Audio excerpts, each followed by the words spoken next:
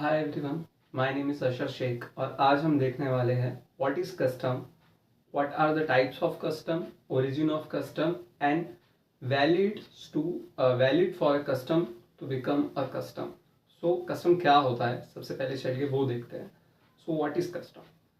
Custom oldest form of law है, ये हम कह सकते हैं, क्योंकि जनरेशन टू जनरेशन कोई चीज़ कंटिन्यूसली चली आती है तो वो रेगुलेशंस या रिचुअल्स या यूसेजेस और प्रैक्टिसेस कस्टम्स का फॉर्म लेते हैं, उसे हम कस्टम कहते हैं। एक कस्टम को कस्टम बनने के लिए जो पीरियड ऑफ टाइम है वो पीरियड ऑफ टाइम इममेमोरियल होना चाहिए। एक कस्टम का हम source of law as a custom source of law English common law system से भी ले सकते हैं। So origin of custom, custom क्या है उस बारे में तो हमने बात कर ली। कस्टम का ओरिजिन क्या है? तो प्रिमिटिव टाइम ऑफ सोसाइटी में कोई अथॉरिटी नहीं थी, तो हर कोई अपने हिसाब से जैसे उसको लगे वैसे वो अपनी लाइफ जीता था। तो लिबर्टी का कंसेप्ट वहाँ पर बहुत वाइड था, तो लोग ऐसी भी चीज़ें करते थे जो किसी को नुकसान पहुँचा सकती है, तो उन चीज़ों को रोकने के लिए और ख़ुद की प्रोटेक्शन के लिए लोगों ने क्या किया, कुछ सेट ऑफ रूल्स स्टैब्लिश किए। वो सेट ऑफ रूल्स रिचुअल्स के फॉर्म में हो सकते हैं, यूसेजेस के फॉर्म में हो सकते हैं, प्रैक्टिसेस के फॉर्म में हो सकते हैं।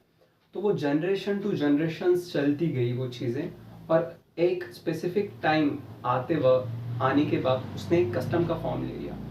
सो उसी को हम कस्टम कह सकते हैं। कस्टम में बहुत सारे टाइप्स होते हैं, जैसे कि custom with binding effects, custom without binding effects. ये two main broad types of customs है। तो कस्टम्स विदाउट बाइंडिंग इफेक्ट यानी क्या होते हैं? कस्टम्स विदाउट बाइंडिंग इफेक्ट यानी उस कस्टम को आप फॉलो करो या ना फॉलो करो, उसमें कोई लीगल ऑब्लिगेशन नहीं होती कि आपको वो फॉलो करनी ही है या नहीं करनी है। अगर आप फॉलो ना करोगे तो आपको लीगली कोई कॉन्सिक्वेंसेस फेस नहीं करने पड़ेंगे। बट ऐसे कस्टम्स जो होते हैं विदाउट बाइंडिंग इफेक्ट, वो कस्टम पर भी सोशल ऑब्लिगेशंस होते हैं। अगर आप उन कस्टम्स को फॉलो ना करो तो आप ऑस्ट्रिसाइज किए जा सकते हो सोसाइटी के द्वारा। जैसे कि फॉर एग्जांपल एक ऐसी कस्टम है कि किसी का फ्यूनरल है तो वहाँ पर रंग बिरंगी कपड़े पहनकर नहीं जाना चाहिए, लेकिन आप फिर भी वहाँ पर रंग बिरंगी कपड़े पहनकर जाते हो तो आपको क्रिटिसाइज किया जा सकता है लोगों के द्वारा, या आपको आइसोलेट किया जा सकता है जनरल पब्लिक के द्वारा। तो ये एक form of custom without binding effect कह सकते हैं। कस्टम विद बाइंडिंग इफेक्ट वो होते हैं जो कस्टम्स हैं जो लीगली लॉ के द्वारा परमिट किए जाते हैं या माने जाते हैं, उन्हें कस्टम विद बाइंडिंग इफेक्ट कह सकते हैं। तो ऐसे कस्टम्स में आएंगे मैरिज, ऐसे कस्टम में आएगा अडॉप्शन, इनहेरिटेंस। ये टाइप्स ऑफ कस्टम्स हो सकते हैं।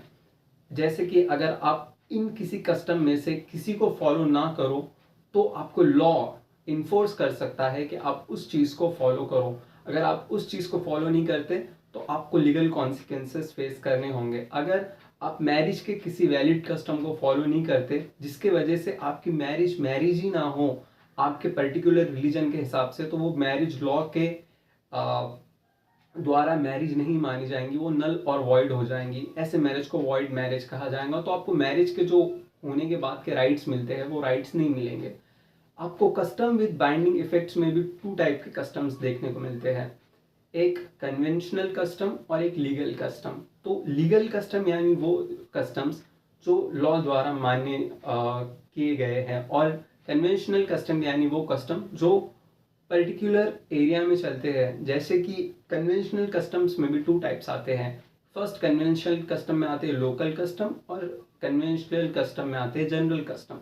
जो वाइट पीपल फॉलो करते हैं वो जनरल कन्वेंशनल कस्टम्स में आते हैं, और जो काफ़ी कम या एक particular area of people follow करते हैं वो आते हैं लोकल कन्वेंशनल कस्टम्स में। सो एक कस्टम को कस्टम बनने के लिए कौन से वैलिड चीज़ें हैं जो चाहिए होती है एक कस्टम को कस्टम बनने के लिए, चलिए वो देखते हैं। एक कस्टम कंटिन्यूअस होना चाहिए। कस्टम को कंटिन्यूअस होना चाहिए, ये काफ़ी इंपॉर्टेंट चीज़ है एक कस्टम को वैलिड कस्टम बनने के लिए। अगर एक कस्टम कंटिन्यूअस नहीं होगा तो वो एक कस्टम नहीं माना जाएगा। कस्टम अगर बीच में गैप है कहीं पर, मतलब कोई पर्टिकुलर ग्रुप ऑफ पीपल या कम्युनिटी एक कस्टम को फॉलो कर रहे हैं तो वो 10 साल उस कस्टम को फॉलो कर रहे, अगले 5 साल नहीं कर रहे, उसके बाद और 10 साल फॉलो कर रहे, फिर और 5 साल नहीं कर रहे, तो वो कस्टम कंटिन्यूअस नहीं है, तो उसे लीगली कस्टम नहीं कहा जाएगा। और दूसरी चीज़ है कस्टम को कस्टम होने के लिए with the statute of law, मतलब कोई भी कस्टम अगर वो जो लॉज बनाए गए हैं पार्लियामेंट के द्वारा या इनेक्ट किए गए हैं उनके अगेंस्ट अगर कस्टम जाता हो तो फिर वो कस्टम लीगली बाइंडिंग नहीं होता, या वो कस्टम को लॉ के द्वारा मान्यता नहीं मिलती, क्योंकि वो कस्टम स्टैट्यूट के अगेंस्ट जा रहा है। कोई भी कस्टम ऐसा नहीं होना चाहिए कि जो स्टैट्यूट के अगेंस्ट जा रहा हो। फॉर एग्जाम्पल सती प्रथा, तो हम सती प्रथा को as a example of custom लेते हैं जो कि लिबर्टी के अगेंस्ट जाता है, जो कि आर्टिकल 21 के अगेंस्ट जाता है, आर्टिकल 14 के अगेंस्ट जाता है, आर्टिकल 19 के अगेंस्ट जाता है, और ये एक अनकॉन्स्टिट्यूशनल कस्टम था, तो उसे हम कस्टम नहीं कह सकते। थर्ड है सर्टिनिटी। तो एक कस्टम में सर्टिनिटी होनी चाहिए, वो कस्टम एम्बिगुअस नहीं होना चाहिए या वो कस्टम वेग नहीं होना चाहिए, वो कस्टम एकदम सर्टन होना चाहिए कि उसे वो क्या कह रहा है वो बताने आना चाहिए। अगर कस्टम ऐसे हो कि बहुत कॉम्प्लिकेटेड कस्टम है, समझ में नहीं आ रहा कि कस्टम किस बारे में है या कैसे फॉलो करना है, तो उस कस्टम को कस्टम नहीं कह सकते।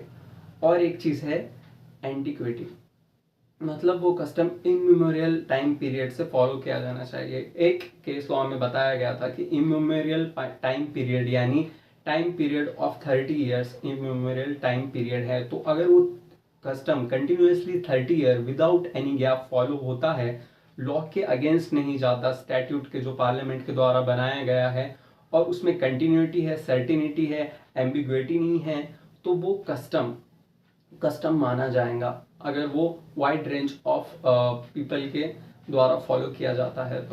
तो इसके कंक्लूजन में हम ये देख सकते हैं कि एक custom oldest source of law है। कस्टम तब लॉ बनता है जब उसमें एलिमेंट्स प्रेजेंट होते हैं, कंटिन्यूटी, सर्टेनिटी, और स्टैट्यूट के अगेंस्ट नहीं जाता, और इमेमोरियल एंटिक्विटी भी प्रेजेंट होती है, तो तब वो कस्टम बनता है। कस्टम काफ़ी द्वारा कस्टम बन सकते हैं, प्रैक्टिसेस भी कस्टम में आते हैं, यूसेजेस भी कस्टम में आते हैं, रेगुलेशंस भी कस्टम में आते हैं, और जो रिचुअल्स फॉलो किए जाते हैं डिफरेंट रिलीजन्स में वो भी कस्टम्स के अंदर आते हैं। सो आप ये लिख सकते हो। Thank you.